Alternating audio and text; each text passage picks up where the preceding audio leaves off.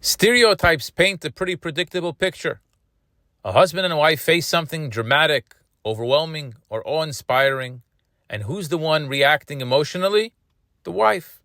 And who steps in with calm logic and reason? The husband.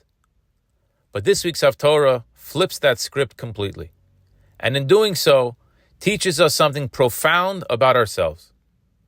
We're reading this week Parshas Naso, the longest parsha in the entire Torah.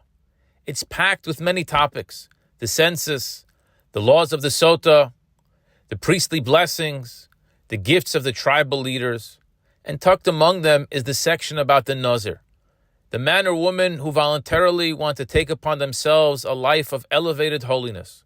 So the Torah prescribes for them a life of no wine, no haircuts, no contact with the dead. It will be a life of discipline and spiritual focus. Interestingly, whenever the sages choose a Haftorah, it's never random. It's always tied to a central theme of the Parsha. So the fact that out of the many themes in Naso, they chose a Haftorah about the Nazir, and specifically about the most famous Nazir of all, Shimshon, Samson, tells us something very big. The Nazir isn't just a detail. It's a message that the sages want us to pay attention to this week.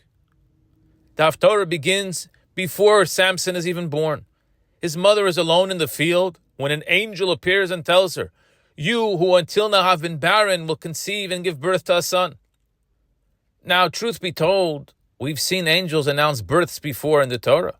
To Abraham and Sarah about Isaac, and to Hagar about Yishmael.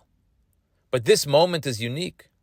This time, the angel gives the mother specific instructions about how she must behave during the pregnancy. No wine, no impurity, because the child she carries will be a Nazirite from the womb, destined to save Israel from the Philistines, the greatest threat of that era.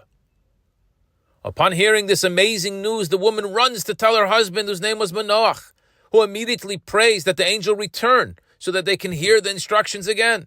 He's hesitant. And indeed, the angel reappears, and again to the wife.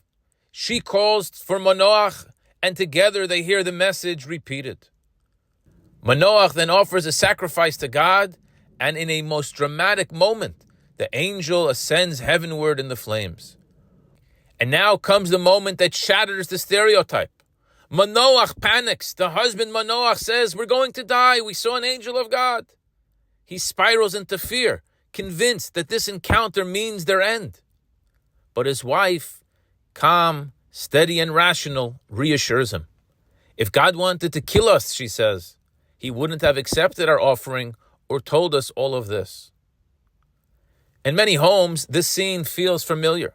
One spouse imagines the worst-case scenario, and the other grounds the moment with simple, practical clarity.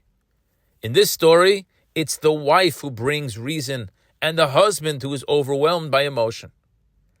The Haftorah ends with the birth of Shimshon, Samson, but his legendary story continues. A man of supernatural strength, not because he lifted weights or spent time in the gym, but because he lifted himself spiritually. His power came from his Nazirite holiness.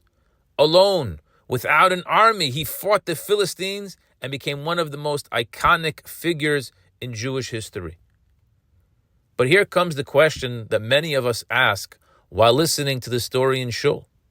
Beautiful story, we say, but I'm no Shimshon, I'm no Samson. I don't have superhuman strength. I don't have the flowing Nazirite hair. What does this story have to do with me? The Rebbe once quoted a striking line from the Talmud. Samson, Shimshon, is called by the name of God. His name, Shimshon, is from the root word Shemesh, the sun.